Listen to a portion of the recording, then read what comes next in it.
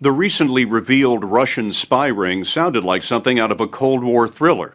But the reality of today's espionage is that China has just as good a spy network in the United States.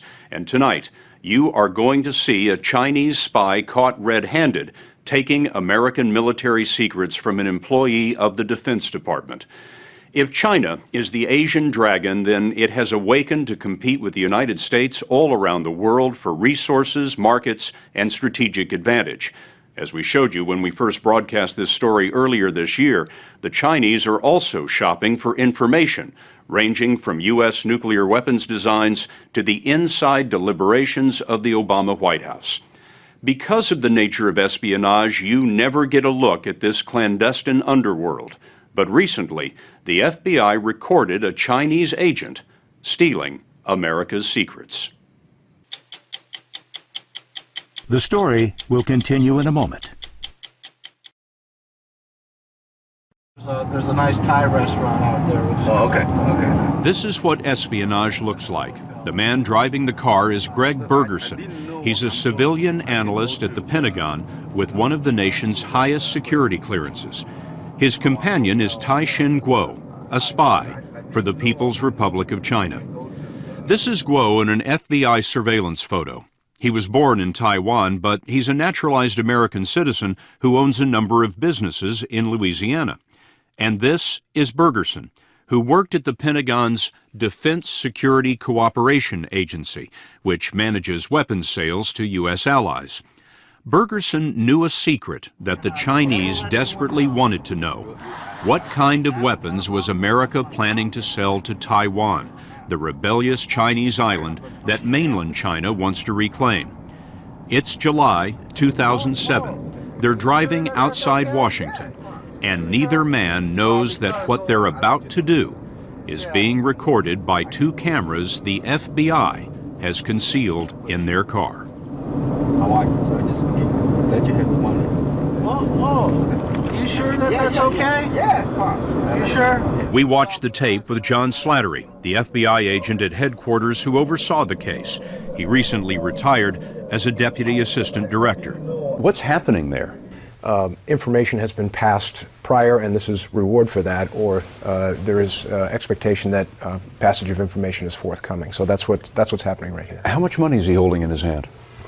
I think we're probably looking at about $2,000, thereabouts.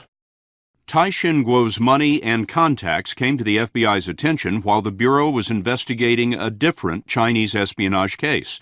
They followed him, tapped his phone, watched his email, and all of that led to Bergerson. In the car, the Pentagon employee and Chinese spy were plotting the handover of secret documents that listed future weapons sales to Taiwan and details of a Taiwanese military communication system. I'm very, very, very, very reticent to let you have it because it's all classified. But I will let you see it, and you can take all the notes you want, which I think you can do today. But if it ever fell into the wrong hands, I know it's not going to, but if it ever was, then I would be fired for sure. I'd go to jail because I violated all the rules. He just described them as classified documents. Exactly. He knows precisely what he's doing. Exactly. He's almost going down your list of requirements for an indictment by a grand jury. And we thank him for that. When it comes to espionage against the United States, is China now the #1 threat that we face? I would be hard-pressed to say whether it's the Chinese or it's the Russians, but they're 1-2 or 2-1. Michelle Van Cleve was America's top counterintelligence officer. Working for the Director of National Intelligence, she was in charge of coordinating the hunt for foreign spies from 2003 to 2006. The Chinese are the biggest problem we have with respect to the level of effort that they're devoting against us versus the level of attention we are giving to them. What do the Chinese want from us? Virtually every technology that is on the U.S. controlled technology list has been targeted. Sensors and optics and biological and chemical processes. These are the things, information technologies, across all of the things that we have identified as having inherent military application. The Chinese have stolen technology used in the space shuttle and in submarine propulsion systems. In the late 1990s, a congressional commission found that China now holds the most closely guarded secrets America had. We learned, and the Cox Commission reported, that the Chinese had acquired the design information for all U.S. thermonuclear weapons currently in our inventory. Make sure I understand. The Chinese are in possession today of the designs of all of our nuclear weapons? Yes. How did they get that? The questions of how they acquired it remain, to some extent, unknown. How the U.S. lost its atomic secrets may be unknown, but there are fewer mysteries in the case of Tai-Shin Kuo and Greg Bergerson.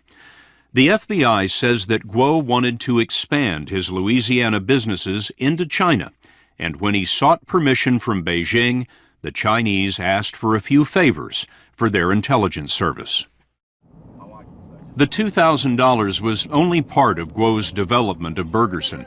Kuo wined and dined his spy, and Bergerson seemed to have an appetite for espionage.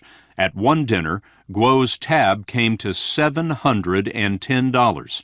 Kuo took Bergerson to Las Vegas for some shows, and the day of the ride, Kuo brought a box of expensive cigars. All the while, Kuo lied to Bergerson, telling him that the information was being passed to Taiwan, the U.S. ally. Does that make any difference in the law, whether you're spying for a hostile government or a friendly one? Of course not. Classified information is not allowed to be passed without, certain approvals to any foreign government. But I think when you see the information, you can get out of it what you need.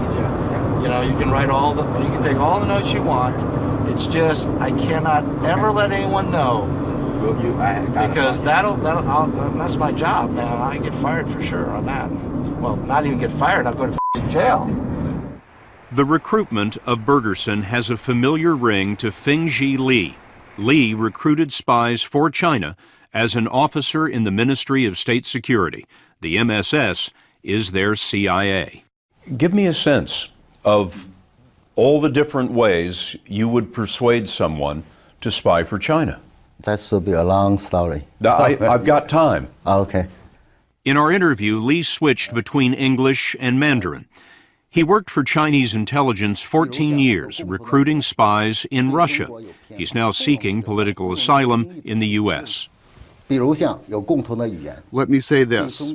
Intelligence work is different from other kind of work. When I target 100 people, even if 99 people have refused me, if there is one I persuade... That's enough. That's enough. Mm-hmm. Yeah. Li told us that he recruited spies through blackmail and sometimes greed, especially if someone wanted to do business in China. Once, he says, his agents recruited the official photographer for a European head of state that he still won't name. Would you say the MSS spends most of its effort on the United States? How will you win? Definitely, without a doubt. What would some examples be of the kind of information that MSS was interested in getting a hold of? For example, what the President Obama thinks right now. They want to know what President Obama thinks. Yes. If you make me part of the owner... Thanks to Greg Bergerson, the Chinese were about to find out just what sort of weapons America intended to sell to Taiwan. The day of that car ride, Bergerson drove Kuo and the secret documents to a restaurant outside Washington, D.C. Inside the restaurant, Kuo copied the secrets by hand. Out in the parking lot, Bergerson waited with a glass of wine, one of those cigars, and the FBI in tow. As they left, Bergerson just couldn't stop talking. But I will be very careful to keep my tracks, of course, clean and no fingerprints. Just like these documents, no fingerprints. I can't afford to lose my job. Later, Kuo left the U.S. for Beijing, but while he waited for his flight, federal agents got into his bags, photocopied his handwritten notes, and put them back. Guo's notes matched the secret document on the right.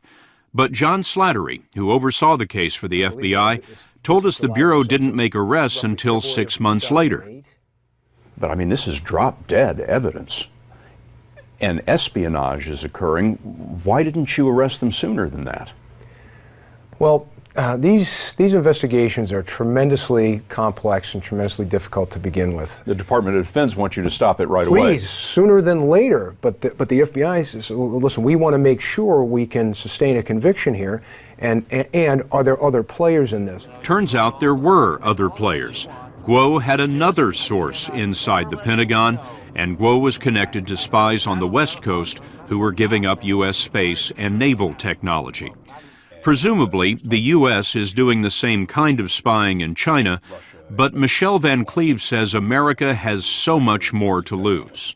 I think we're a real candy store for the Chinese and for others in terms of technology and commercial products, rather proprietary information, and so we will always be the principal target for them. What is the most serious damage that Chinese espionage has done to the United States? It's the totality of the collection effort. Take a case like this, or cases like this, traditional espionage, penetration of the interior, couple that with industrial and economic collection, couple that with cyber. It greatly concerns me. It greatly concerns me. Well, I hope this all works out. I mean, you are helping me a lot here, but I don't want anyone to know about our relationship or anything, because she get me in a lot of trouble. Bergerson kept saying, I could go to jail, and both men did. In 2008, prosecutors showed them this tape and they pled guilty. Bergerson got almost 5 years for communicating national defense information. Guo, a naturalized American citizen, is in a U.S. prison doing 15 years for espionage.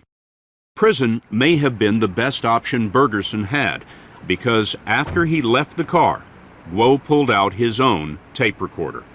We'll never know why he taped the damning conversation, but it is classic spycraft to use blackmail to get at ever deeper and deeper secrets.